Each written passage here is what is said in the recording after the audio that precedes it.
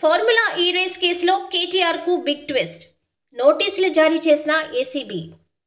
రాష్ట్రంలో సంచలనంగా మారిన ఫార్ములా ఈ రేస్ కేసులో మరో కీలక పరిణామం చోటు చేసుకుంది.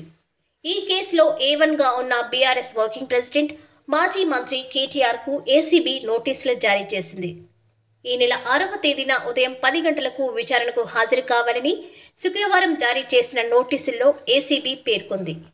కేటీఆర్తో పాటు ఈ కేసులో A2, A3గా ఉన్న అధికారులు BLN రెడ్డి, అరవింద్ కుమార్కు కూడా ఏసీబీ నోటీసులు జారీ చేసింది.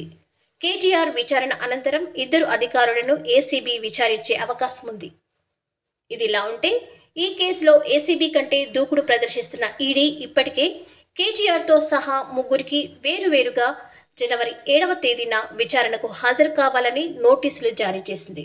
ఇక BLN రెడ్డిని జనవరి 2న, అరవింద్ కుమార్ను జనవరి 3వ తేదీన విచారణకు హాజరు కావాలంటూ ఈడీ నోటీసులు జారీ చేయగా తాము హాజరు కాలేమంటూ లేఖలు రాశారు. తమకు సమయం కావాలని కోరడంతో జనవరి 8, 9 తేదీల్లో విచారణకు హాజరు కావాలని మరోసారి ఈడీ నోటీసులు జారీ చేసింది.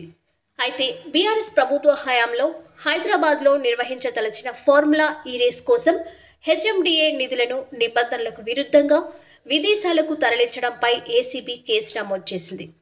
మనీ లాండరింగ్ వ్యవహారం కావడంతో ఏసీబీ ఎఫ్ఐఆర్ ఆధారంగా ఈడీ కూడా కేసు ఫైల్ చేసింది. Foreign exchange management act, money laundering act కింద ఎఫ్ఐఆర్లు నమోదు చేసింది.